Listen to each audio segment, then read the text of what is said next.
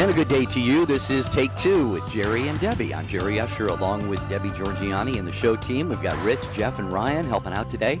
And we, of course, have the affiliates that carry the show. Thank you all so much. And you, the listening family, the Take Two family, are the ones who make the show what it is each and every day. And we're going to actually have a continuation, Debbie, of a topic we had great participation on yesterday. We did. So if you couldn't get in yesterday, please call in today or text us or email us or go on social media and post a comment, and Jeff Burson will be happy to put that on our document here so we can read it. We're asking the question, have you ever had to end the life support for somebody you loved? It's a really difficult, painful decision, but sometimes a necessary one, and it's hard. It's hard on our soul, on our emotions, on our psyche. It's hard on everything. And it really is a difficult position to be in.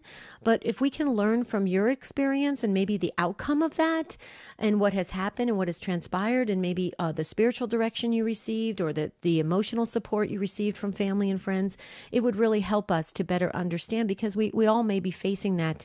And that's how we learn from one another. So here's the number. This is the part 2 of this, because we had so many calls yesterday. And so we just want to get to everybody. We just feel it's just, after 3.5 years of broadcasting the show, Jerry, I think you can agree with me. It's one of the unfortunate things that we have to face when we leave people on the line. And you and I both don't like that. So part 2 has become a necessary thing with Take Two. So here's the number, 1-833-288-EWTN. That's 833-288-3986. Yeah, and Ryan Penny is the call screener. If you just say, Ryan, I was on hold yesterday when the show ended, we will happily put you toward the first group of callers. Again, it's 833-288-3986. Some other ways you can participate, although with this topic today, it'd be a little bit hard to fit it all into a text, but you can do that. Text the letters EWTN to 55000. Watch out for that possible data ding on your bill. You can certainly post on social media at Facebook or YouTube. But again, this is something that I have faced in my life. Debbie, you probably have as well. We shared yesterday some examples. And what it gets down to, dear friends, is this. If the medical establishment tells you that your spouse, your child, your loved one, your friend, there's nothing more that they can do for them and they're being kept alive artificially, then there comes a point where, they have that doctors call a family meeting and everybody, is gathered around. And really, potentially you'd face this. Your yes or your signature on some document will mean that person's life will end. And there's nothing, it happens all the time, so it's not rare. But when it happens for you, how have you reacted, or how do you think you would react? Because I shared yesterday, Debbie, we had to do that for my mom, and she actually bounced back. She jumped up, yeah, she jumped up and said, "Don't you ever do that to me again." That's only my mother could do. But really it's a moment you're face to face with this stark reality of that person's passing into eternity. Mm-hmm. And a couple things I just wanted to, if I may, Jerry, just at the beginning of the show. We believe in the power of prayer, and I just wanted to share real quickly, if I could ask the Take Two family to pray for this particular gentleman and his family. Yesterday, as I was driving home, I was in the left turn lane. Right about a mile from my home, and I was in the left turn lane waiting for the signal to change, and right in front of me there was a fatal accident. A car was turning left, and a motorcycle hit the side of the car, and he flipped over the top of the car and fell onto the ground very, very, very hard. We all pretty much knew he was dead on impact. And it was about 10 feet from my car. And I was one of the ones that obviously called the police immediately, because that's what I could do as everybody else was rushing to him, trying to give him, trying to resuscitate him. He did pass. He did die. I found out from the police later, because I was actually questioned as a witness, but they haven't released his name. But I just wish that our Take Two family would pray for his family and for him, because, their whole lives changed in an instant. With that accident. And I've never seen anything like that happen. I never want to see it again. I can't kind of erase it from my my head. But it is tragic. As a matter of fact, a lady behind me was having a panic attack in the car behind me. She couldn't even handle it. And these people were rushing to her as well. I mean, it was so horrific. I've never seen anything like it. It's nothing like you see in the movies. They make it seem so much more sterile. This was absolutely horrific. And he did have a helmet on, but he died. He ended up dying. And so I just wish for the Take Two family to pray for that family. I mean, God knows who he is. They haven't released his name yet, but it was all over the news last night. And wow, I can't even believe that. But I went back last night with Marty, and I actually walked back up to the scene because it was a crime scene. And we actually stood there and prayed for a while just because we just felt like we wanted to, because that was where he took his last breath. So anyway. Prayer is with him and his family, and that's in a way we can kind of juxtapose that, Debbie, to what we're talking about today. It's the exact opposite. I mean, his moment to go to eternity came very unexpectedly and very suddenly. And here's what we're talking about today: is perhaps someone you love has been ill, has been sick, maybe has been in an accident or something, whatever the circumstances might be, and doctors have done pretty much all they can to attempt any kind of recovery or a restoration of health. And death seems imminent, and it's pretty much just artificial means that are keeping this person alive. Have you been in that situation before? And have you been sort of that point person that everybody kind of looked to, and it was your call to make when the time was right for them to cease administering the artificial means, and that would mean the death of the person, and they would go to Jesus. And Debbie, oftentimes a lot of people actually do have their wishes expressed ahead of time, and I know you wanted to share something that you found in your research. I do, yeah. Actually, this is from my diocese, in the Diocese of Phoenix. Bishop Olmsted put out a letter to all of the faithful about this exact topic, because he felt that there was a lot of confusion. A lot of people didn't know about advanced medical directives and healthcare power of attorney and how it relates to our Catholic teaching. And he put out a really beautiful letter to all of us in the Diocese of Phoenix, and then also an example that we could take and use for our own, our own files, to be able to give those wishes to our family members. And I just think it's a great example. I know that a lot of dioceses have them, but I just wanted to share that, that we're not alone in this. There's a lot of folks that have it, that get very confused about what to decide, what is appropriate, what is in line with the church. And so we'll post that on Take Two. It's just an example, but it's actually what my mother used here for Arizona. And she felt very confident in knowing that she had that written down. So she had her wishes expressed. This is Take Two with Jerry and Debbie. When we come back, we're going right to the phones to hear what you have to say about this.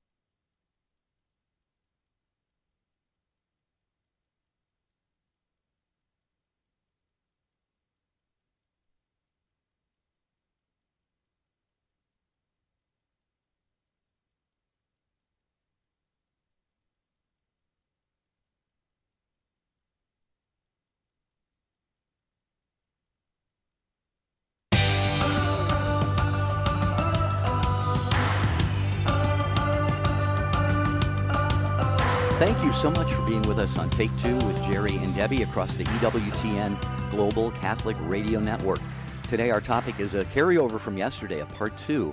And we're asking you if you have been in the very sometimes difficult, actually it's also a sacred moment perhaps of telling doctors and medical staff that they can stop applying or administering artificial means to keep a loved one alive. And of course, we always are obliged to offer ordinary means, but sometimes extraordinary means just kind of make for more suffering. It could make a very deep financial debt hole for a family when a person is simply going to die anyway in a matter of perhaps hours or days. So it's a very delicate reality, and it can be very, very, I think, a lot of mixed emotions. So we'd love to hear if you've been in that situation. 833-288-3986.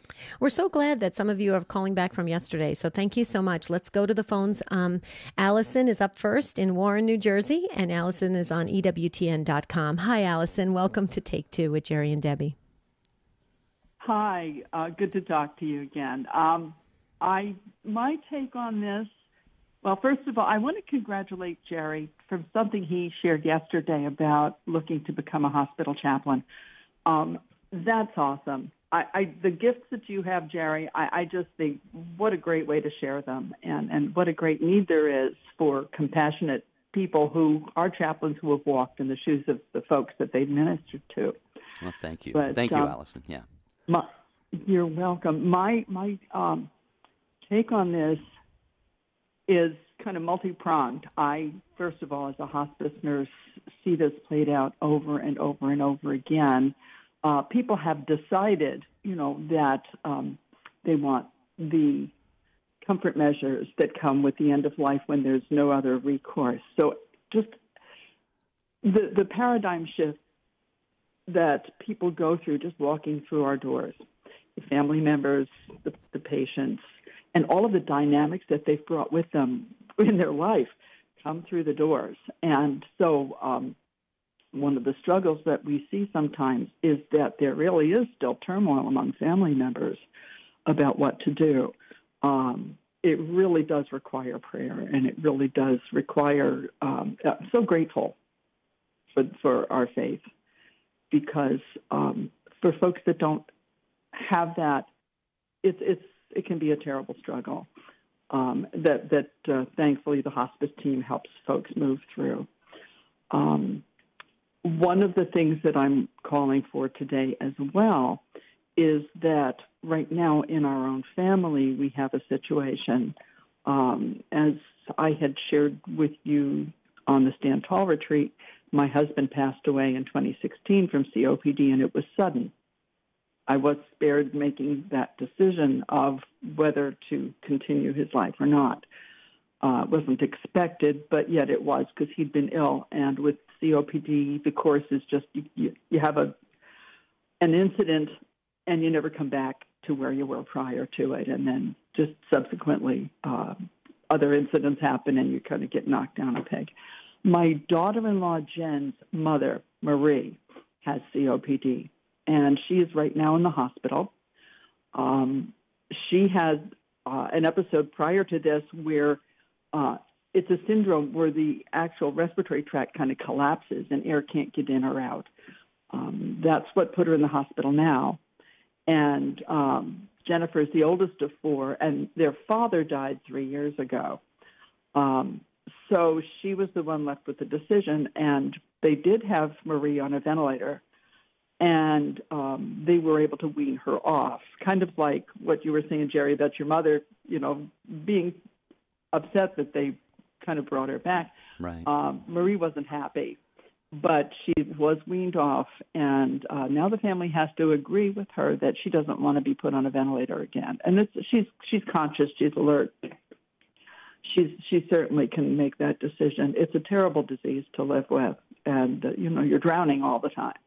You're running a marathon all the time. You can't get your breath. So looking for prayers for Marie and Jen and for the grandkids. My 4 grandkids are only a few of the grandkids that Marie has. And they lost their grandfather. Jen's father, as I said, died 3 years before. And my husband died 2 years ago. And now here's Marie facing the same potential situation. So, and there's family dynamics on that side of the family that have to be worked out. So I'm looking for prayer for them, and, just that they're at peace, and that whatever Marie has to go through, that she's comfortable and that whatever comfort measures are available to her, that she take advantage of them, and the family decide, right, for that, if that's the way that her illness is going to go. Well, Allison, first of all, be assured of our prayers for your entire family. I mean, you're in a difficult position right now. But just for our listeners' sake, Allison is part of our Stand Tall family. Went to our Stand Tall retreat that we had in Coleman, Alabama, and we just love you, Allison, and all the work that you do as a hospice nurse. Thank you so very much for the work that you do, and you've been through so much, but you have that empathetic way about you that you can just relate to people as they're walking through this because you've lived it, and so I think you're the best person to be right there as you're going through this, unfortunately, again. But the thing about it, when I hear you speak about this, Allison, would you agree? Like I shared at the beginning about how my particular diocese our bishop put out a statement, clearing up some of that confusion that people have with end of life issues, and he cited the Catechism, and I know that the National Catholic Bioethics Center also has resources as well, and the USCCB as well, and it's important for us to get that necessary information so that when we are walking in those doors and we are faced with that, we don't have all of these emotions and feelings that we don't know what to make, and we're not sure which way to turn and who to trust and who to gather information from. I mean, we should probably be a little bit prepared ahead of time in case something like this happens. Would you agree with that, Allison? Or I mean, are there enough people there who know that the church's teaching that can really advise us in the middle of the storm, if you will? Which way would you suggest we do this? Because, like you said, people walk in the door with all of these different dynamics, and that makes it for a very difficult situation. Absolutely. I absolutely agree with that. And we were blessed. My father was very farsighted and had a living will drawn up, he and my mom, and the lawyer that did all of this made something much bigger. It was a living trust and had lots of pieces to it. But the beauty of it was this elder care lawyer was also a fourth-degree Knight of Columbus. So this living will was completely based on the Catholic Church's teaching. And so when my husband and I decided to do it, we went with the same gentleman. And it's lots of questions, and they give you lots of scenarios. There are simple ones out there, too, but based on Catholic teaching, and I think it's crucial. It's one of the hardest discussions to have. You don't want to, God willing, you don't want to have it when you're in the middle of a crisis, because that's the hardest time to do it. And yet, people don't want to think about their own mortality, and when everybody is well, it's a subject that people avoid. They really don't want to talk about it. But it's a blessing when you do. And I don't think Marie had anything in writing, so Jennifer acted on what she felt was in her mom's best interest, especially since she had recovered from this type of episode before. Right. So for anyone else who maybe they have a loved one that's just started to come to grips with an illness that is chronic, that's progressive, whatever kind it might be. It could be heart disease, it could be Alzheimer's, could be COPD, cancer, anything that has the potential. I mean, Debbie, you saw yesterday with that gentleman, that was sudden. But we're all going to come to the end of our lives. How generous it is of us to be able to put our families' minds at ease in making decisions and saying, this is what I want. I'm relieving you of the burden of making these decisions. Here it is in black and white. I think it's a great idea. Exactly, Allison. You have said so much great stuff here. Thank you so much for your insights and your own lived experience through this. And, I think you're making such a great point here at the end, and that is, if any of us is going to go on a trip, say we're going to go on a trip, planning this big, pilgrimage or a cruise or a trip or something, we don't wait until, a week before. We don't wait until the night before. Obviously, some of this stuff the preparations start happening a year before or whatever. And that's just wise and prudent. And I think with this, as we know from Scripture and our faith, we're not guaranteed tomorrow even. So, if you're a 25-year-old, do you need to be thinking about this and doing it? Maybe not. If you're my age, 57, yeah, I probably should be starting to think about this. My sister, unfortunately, passed away a year and a half ago. Had none of this ready. No funeral plans, no burial plans, no, will or anything like that. So I think it's just a great reminder, Allison, to all of us that this is not our home. This is not our home. We're going to take that journey to the paradise home that we have prepared for us by Jesus. So I just love everything that you said, Allison. Thank you. Thank you, Jerry. Yeah, ironically, I just came back from a pilgrimage/cruise. Oh, is that right? I left my living will. Yeah, I did. Just came back Tuesday. And I left my living will out so my son could find it if anything happened. Sometimes people think that this is a very morbid thing, but it honestly relieves people of a great burden. It really does. Yeah, for sure. I agree. I totally agree. I've been with families that they don't have anything. They don't even know what the person's wishes were or what they really wanted, and it's so painful for the ones that are left behind. It's just hard to make all those decisions plus grieve at the same time. I mean, it's a terrible situation. So the more you can prepare, I think it's better.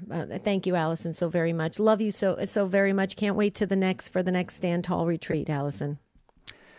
Okay, by the way, we got an email. Thank you, Allison, and thank you for the encouragement about the chaplaincy. Just for those who weren't listening yesterday, I was off the show on Tuesday of this week because I went through volunteer orientation at a local hospital, Eisenhower Health, and I'm going to be actually volunteering specifically in the chaplain. I'll be a chaplain's assistant, and that training is going to be in January. So come January, I'll be going around to patients and taking communion and things like that. So I would just ask people to keep me in your prayers for that, and I'll certainly remember you and your intentions in my prayers always. Real quickly, Debbie, before we go back to the next call, we had we got a couple of comments on the website. Sarah says, I'm listening to your show and want to find the letter or document that Bishop Olmsted issued. Cannot find it on the diocesan website and don't know where to look on your website. Would you repeat the information? And we will do that, Sarah. It's not there right now, Debbie, but I think shortly after the show we can have it there, I presume. Yeah, I actually sent it over to Jeff. So, Jeff, if you're listening, I just sent you the link. If you could post it on take2show.com, then it'll be on there, Jerry. And it's just an example of my diocese. I'm sure other dioceses have them, and the Bioethics Center has them, USCCB has them. But this one in particular is just, it's important to me because I live in this diocese. But it gives you an example of what is out there. Okay, we're going to go back to the phones. Here's the number, 833-288-3986, talking about end-of-life issues, and when you're faced with that question or that reality by the doctors that a friend, family member, a loved one, maybe a spouse, there's no more that they can do for them by way of healing them or their restoration or recovery. They're going to die, and you are asked, to maybe be the one to sign off on ending artificial means of keeping them supporting their lives. So share that with us if you've been through that, or if you are going through that. If you're a nurse like Allison or a doctor or somebody, give us kind of the medical establishment's viewpoint on this. 833-288-3986. And we're going to go to Meady, who is in Pensacola, Florida, listening to Sirius XM 130. Hi, Meady. Welcome. Hi, Jerry. How are you? Doing well, Meady. How are you? Good, thank you. First of all, thank you for your ministry that you're going to begin sometime in January. You and Debbie are awesome. I just want to share this. In 2005, I've been divorced to this man, the father of my children. In 2005, his brother called me. I lived in Tampa, and he lived in Wisconsin. And I flew there with my youngest. Now my oldest is in Afghanistan at the time. The decision we have to make is that we have to pull the plug because he had a brain aneurysm, and I don't understand any of that.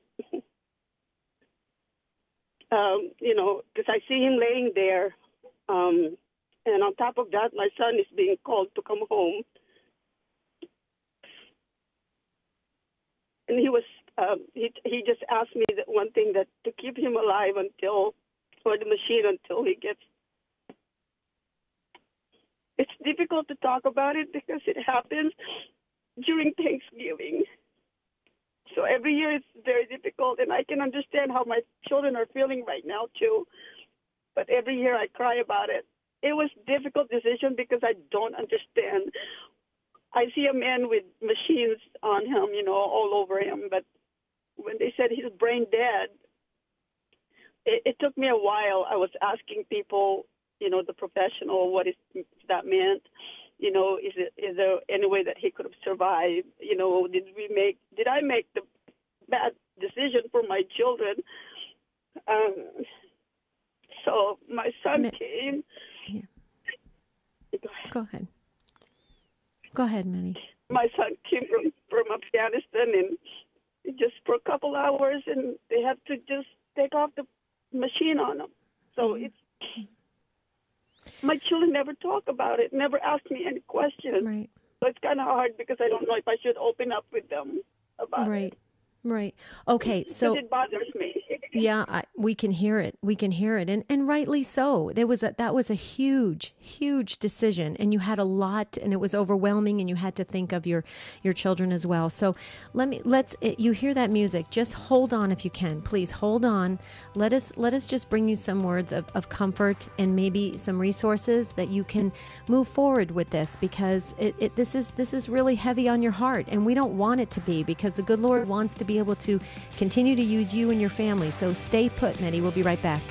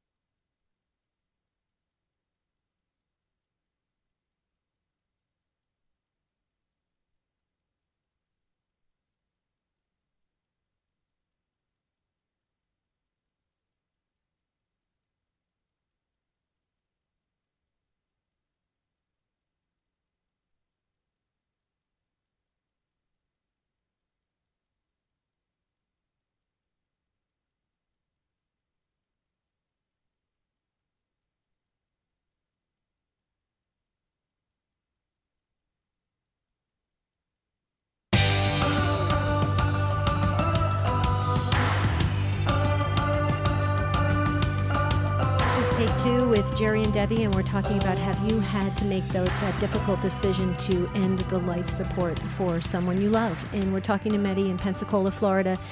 Medi, our hearts are just aching for you. Just a couple clarifying questions, though. When was this that you had to take, when you had to withdraw the life support, and how many children do you have? I'm just curious. Go ahead. This happened in 2005, November, right? He died on, we pulled the plug on a Tuesday, and it was Thanksgiving that week in 2005. And we have two boys. Two boys. Okay. So a couple things. So a few things. First of all, Jerry and I are not counselors or therapists, but unfortunately, when in religious education, I've been through a lot of this with family members, and it's just very hard. That's why I went through a death and grieving program to be able to be equipped to be able to handle this. And I just wanted to say that's why it's very important that you have the right support system around you. I can't stress it enough. I mean, if this is still so heavy on your heart, and it's heavy on your children's hearts, that it's worth for you to explore talking to a priest or a deacon or religious who is schooled or experienced in this area to help you through this, because it still sounds like there's unresolved feelings and grief and things that are happening in your family, and especially what you're carrying, the burden you're carrying, Maddie. And it's not necessary, because you're talking, this is 13 years ago, okay? Am I correct? Yeah, 13 years ago. And look how heavy it is on your heart, which means there isn't peace there. And there can be if you have the right spiritual support around you. I would very much encourage you to go to your local church and ask if you could get some resources and help. And I would continue pursuing it for you and for your family members, and maybe even look into some Catholic counseling. There's CatholicCounselors.com. That's always a great resource, Dr. Greg Popchak. And find out if you could get some resources. Now they do virtual counseling. You don't have to all be together. You don't have to even be in the same city. You can do this counseling together and work through it together to get to a place of peace, and you can move forward, because the good Lord, see, what's happening to you right now is you're somewhat stuck still in that 2005 place. And that's not a healthy place for you to be in, physically, emotionally, mentally, spiritually. So I would just encourage you that the support and resources are out there, Maddie. You just have to seek them out. Jerry, would you agree with that? Yeah, absolutely, Debbie. As usual, I would never offer anything. I mean, I certainly applaud everything that you said. I just think, Meady, that what the really beautiful thing to me is, you had that sacred moment there, and I don't think there's any doubt that you were very conflicted about that, and I think anybody would be. But I really want to see that you have peace in your heart over this, and if as the medical community said, he was brain dead, if I recall you saying that. That's a pretty cut and dried situation right there. And so, I can sit here right now and tell the whole world, I hope that I never have to face this decision. Actually, we did with my mother, and she was up close to about 90 years old, and then doctors said that there was nothing they could do for us. So, the five of us kids gathered in a conference call on the phone, and we had to make that decision, and we had five of us, so it made it maybe a little bit easier because, not a single one of us was having the weight of that fall upon us. But I would be very much at peace of mind, Meady, and pray for him, and know that, if he's in the hands of God, he's praying for you as well. So, yep. It's a sacred moment that not everybody is faced with in their lives. Right. And you said that he had an aneurysm, and that's a tragic situation, and you had to make some quick decisions, and it was overwhelming. But I want to share something with you. All it takes is for a chaplain or a priest or somebody that you trust in the church to be able to share with you that you did everything you possibly could do, and you need to be at peace. Because I remember even with my dad, who had cancer, and it wasn't something that, it was going to happen right away. It was a long, drawn out, horrible process. But I remember the priest that came to see my father the last day, and he turned to me and he said, "Were you the caregiver?" And I said, "Yeah, I was one of them with my mom and my husband." And he said, "You did everything you possibly could." And those words left me with a sense of peace, because otherwise, Maddie, I would have been the same way. I would have been like, could I have done more? Should I have done more? Should I be talking about it? Should we be revisiting this? I get it. I totally get it. But you need those comfort words to let you move past it. You need those words. And I think what's even harder, because my boys never talked about it, and I don't know what they're going through. I don't know their feelings, and I don't know how to open up about it. So that's make it difficult. Right. Well, talk to a priest or deacon or somebody you trust at the church and say, how do I approach this? Should I approach this?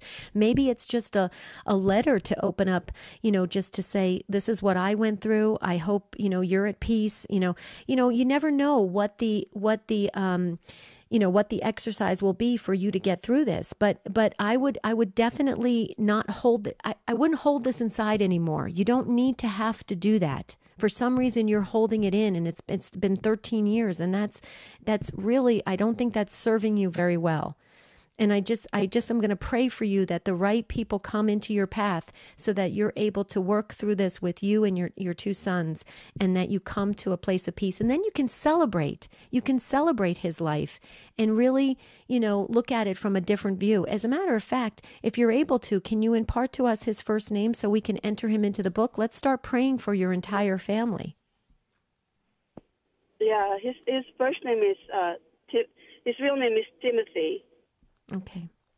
Well, we've got him in the And book. he goes Plus, by Matt. he goes by Matt. Okay, and we've got your 2 sons in the book, and we've got you in the book. And I just want to make sure, Maddie, how do you pronounce your first name? It's Medi. You got Medi. it right. Okay. Okay, that's what I thought. Okay, perfect. Well, we've got you all in the book, so take comfort in that. But please be aware when people come into your path that can help you. So be aware of that, because if we're praying, there's merit to that, and so you're going to start to see things moving. And so you want to be fully aware of what's going on and see the right people coming into your view, and that's important. And the good Lord wants that for you. See, there's no accident you called in, and plus you were on the phone yesterday and we couldn't get to you, and you called back. So let me tell you something. The good Lord, the Holy Spirit is working in this. So rest assured of that. You have to take peace in that, right, Jerry? Absolutely. As heavy and as burdensome as that could possibly be, again, media, I just wanted to remind you, it's a sacred, God is there. You have to know that God is in the midst of that decision. He is helping you to make that. And I'm sure you went about it sounds like very, very cautiously, carefully, prudently, prayerfully. And, it's now time for you to pray for the individual and ask, the Lord that he be, swept into the heavenly kingdom with great speed, God willing, and then be at peace, like Debbie is saying. I really can echo that. Absolutely. Mm-hmm. Absolutely. We love you, Medi. You're a great mom. Okay, you've got a beautiful soul. So please, I just want you to have peace. I mean, this world is hard enough, and to add that as an extra layer it's just not healthy. And so we want that for you. Okay. Okay. Yeah. Well, we got room for another call on the that open phone line there, 833-288-3986, 833-288-EWTN, as we talk today about if you've ever been in the position of having to really bring about the death of somebody. I mean, they're dying already, and they're going to die one way or the other, but they are being artificially kept alive. Obviously, nutrition and hydration are obligatory, and they are ordinary means of treatment, but extraordinary could mean a ventilator or various other, means. So have you been in this situation, and, how did you approach it? And how, maybe for Meaty's sake, Debbie, we can hear from somebody who on the other side of that decision, after it's been made, the next day, the week after, the month after, how did you go on through your life and find that peace that having made that decision? Mm-hmm. Here's the number. Please call in at 1-833-288-3986. That's the number to call. Jerry, we're getting a lot of text messages and emails and posts coming in about what I shared about the example of Bishop Olmsted's letter. Let me just share something up front, folks. Okay, we are not experts in this field. That's why we turn to the experts to help us to stay in line with church teaching. So please understand, we always defer to that. We always defer to that. So we're not making any statements or any any certain decisions on particular cases. We are simply saying, please research it in your own diocese and make sure you're in line with the Church. That's the only way we can go about doing it. Jerry. We have to keep stating that, because I don't want people to think that we're making decisions on this. Right, absolutely not. And that is something that you really want. I would bring a pastor into it, Debbie, absolutely. Mm-hmm. I mean, you and I have some theological training. We're not theologians, we're not bioethicists or anything like that, or, trained counselors.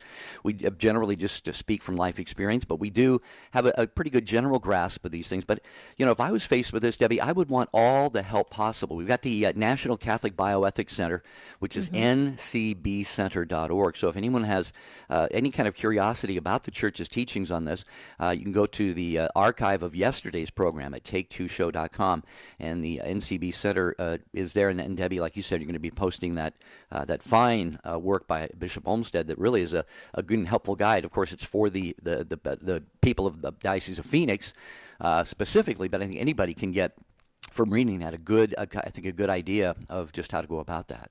Well, absolutely. It was actually used as an example, and you can take that if you want to your diocese, and even if you don't have it in your diocese, and you can use it as an example. It's been circulated all around the country, Jerry, because as a matter of fact, I actually heard about it from one of my friends back east who said, "Did you know Bishop Olmsted posted something about end of life?" And I said, "No, I didn't." And that's when I found it for my mother. So so I didn't even know it was on our diocesan website until somebody from back east had used it as an example. So, it's very interesting how, you when you have good resources, it's oftentimes good for you to tap into that and just, make sure that you're, well advised when you're entering this, because there's all different circumstances. Okay, Jerry, do we have more emails coming in? Because I'm showing emails coming in. Yeah, and we'll get back to the calls here in a second as well. Let me see. Where was the email I wanted to read? Yeah, Hold on. I Here it thought you is. were gonna- No, Yeah. no, that one's not it. Where did it go? Where did it go? It Well, there was disappeared. it was another one. Basically, they were thanking us for doing this topic, so apparently they have maybe a personal issue of this nature going on. But it was also, once again, a request for how to get a hold of Bishop Olmsted's document, which Jeff Burson, our social media guy, just tells us is now up on the website at take2show.com. Thanks, Jeff. Yeah. And it's just, even the letter that he wrote is so comforting, because it cites the Catechism of the Catholic Church. It talks about all the confusion. It talks about palliative care. It talks about that. And it just really helps everyone to realize that you're not alone in this when you're facing it. And you got to get all of your, understanding in line, so that you can make those good decisions and the right decisions that, are in line with what God would want. And that's what Bishop Olmsted stresses. And so, Jerry, Bishop Olmsted always is so good about making sure we are comforted and we understand church teaching. So it's always a good thing. Okay, Deborah in Bismarck, North Dakota on Real Presence Radio. Hi, Deborah. Welcome to Take Two. Hi. I'm calling about my niece and her son and her two daughters. 4 years ago, excuse me, 4 years ago right around Halloween, her 20-year-old son hung himself and committed suicide. And then a couple months later, between Christmas and New Year's, her 14-year-old daughter tried to do the same thing. Oh, no. She survived, but she's in a nursing home, semi-comatose. And I'm calling because, and the other thing is she's a single mom. The mother is a single mom, and she had a baby that spring. So here she is. She has a little baby. Her oldest son commits suicide. Her 14-year-old tries to do the same thing. She ends up in a nursing home. I want their names put on your prayer list because the mother is considering letting her daughter go, and because she doesn't want her to live that way for years and years and years. And I understand that. I understand that pain, that awfulness, but we've all been praying for her and praying for them, and the son was baptized Catholic, even though he wasn't a practicing Catholic. The 14-year-old daughter is baptized Catholic. She did not have the baby baptized that I know of, but the mom also baptized Catholic, but not practicing, and just knowing and talking to her and all that she's going through. And I just think that this decision, she hasn't done it yet, but she's considering it. And I know it's not part of the teaching of the Catholic Church, and because she's not a practicing Catholic. Right. She has said that because she had that baby, that having that baby literally saved her life, because, of course, she had to raise that child and is raising her. But that family needs prayers, and I really appreciate it if you'd put their names on your prayer list. Yeah, absolutely. Debbie will take that down. Deborah, I don't know if you want to give us the first names of any of them. If not, God knows who they are, but that's entirely up to you. Son, his name is Brandon. Brandon. The 18-year-old that's in the nursing home now, her name is Destiny. And the mom's name is Darla. And the 4-year-old now, she's 4, is Diamond. That's a little girl. And, I mean, this family's just been through so much, especially the mom. And we try to be there for her as much as possible. I'm sure I could be doing more. But she did tell me that this is what she's considering doing. And yeah. she Go ahead, would Jim. withhold, she would have them, legally, of course, but withhold, because she has a feeding tube, food and whatever, and allow her daughter to pass away. And I guess I'm just really concerned that would, not only that would be an agonizing death, but the eternal consequences. Right. That's what I'm concerned. Jerry, you Deb, go first, but I just picked up on a word that I've got to tap into, but you go first, Jerry. Well, Deborah, I was just going to say you need to bring in a team of people to help you with this. This single mom, she's really seeing this from one perspective only, and that is the suffering of her daughter, and that is absolutely understandable. There's nothing wrong with her. She hasn't done it yet. I understand.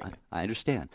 And there's nothing wrong with her feeling this way because, like I say, the lens she is looking through just sees the suffering of her daughter, and maybe on the periphery she sees these other things. So the way you said she's considering this, it sounds like she is weighing some of the moral and the ethical issues here. But since it does involve food and nutrition and hydration, that is an ordinary means of treating a patient in that young lady's situation. Right. So that the church would say cannot be removed. But this is something. Is there a priest involved? Is there have they talked to anybody about this who has training in this area?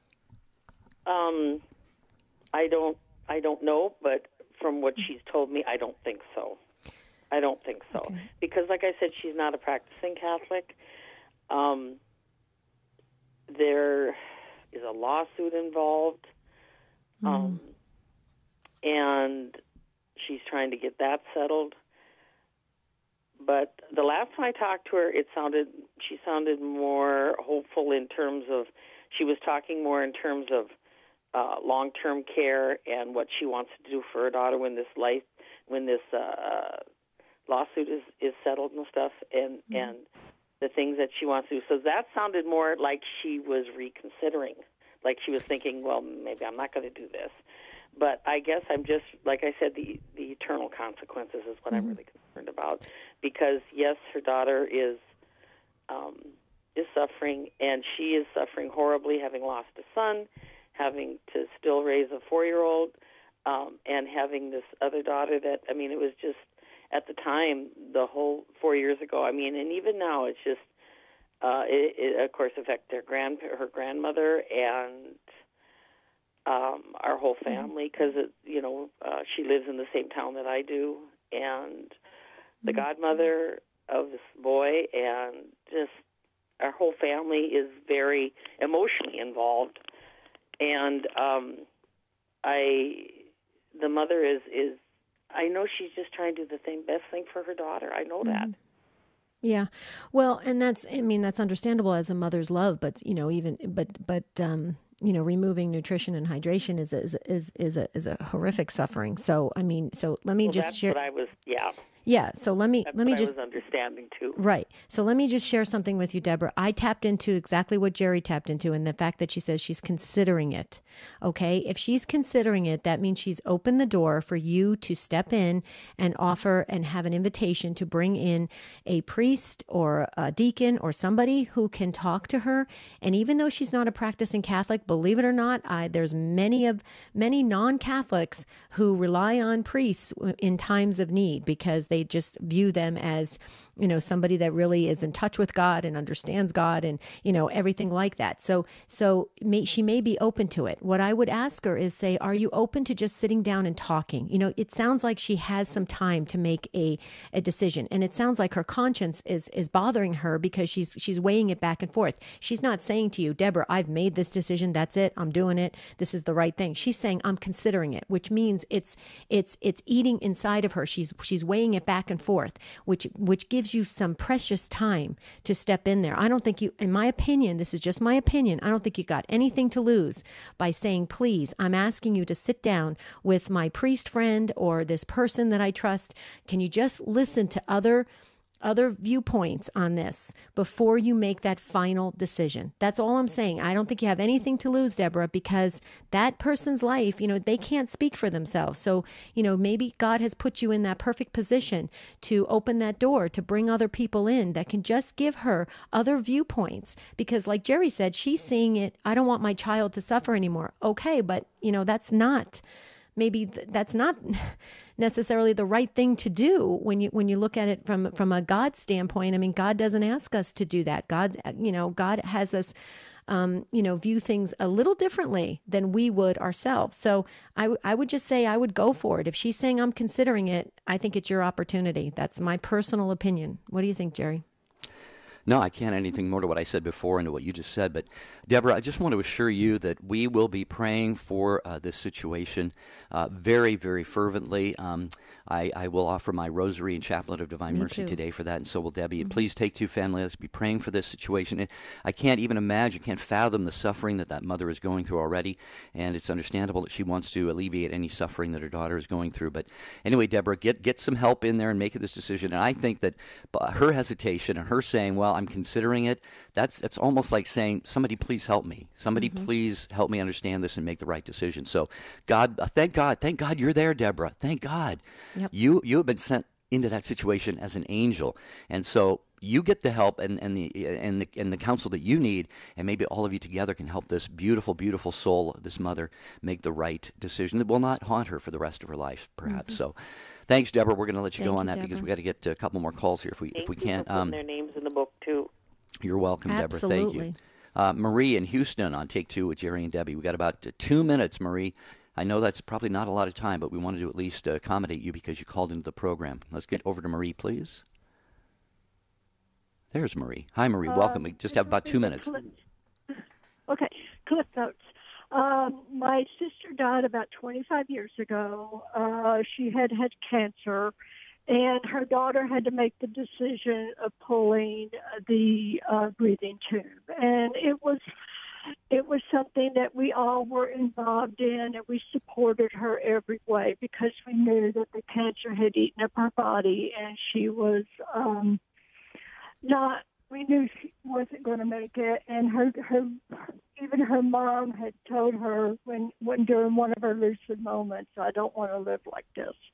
And so they did pull it, and it was, it was okay. It took me a long time to get over it, and it wasn't until I talked with the Catholic Answers priest. I know who I'm talking about, Jerry, not the one that they have now, but the one they had before. Father Vincent and Serpa, he yeah. Said, God is, yes. And he said, these children, these people are not ours. These people belong to God. And I thought, you're right.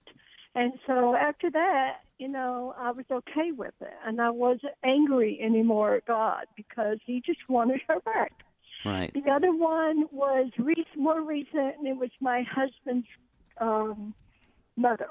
And she, again, had COPD. I'm also a nurse, but I was there as a support for the family. Real quick, Marie, real quick. Go ahead. Okay. They went through different people, came and talked to them about the pros and cons. They were pretty much all in agreement except for one brother. He did finally come on board that it was the best thing. And at the very end, she did. Well, Marie, thank you. We're going to pray for those individuals, and thank you for sharing that, especially the fact that as time went on, you got a little bit more at peace about the decision that you had made. And Debbie, this is something that we're all going to face, or maybe loved ones are going to face, but you know who has the answer to all of this? The Catholic Church. The Church has the right answers. We just need to make sure that we turn to her. Yeah. Amen to that. Thanks, Amen Marie. to that. Thank you, Marie. Thank you, everyone who just weighed in on this two-part segment on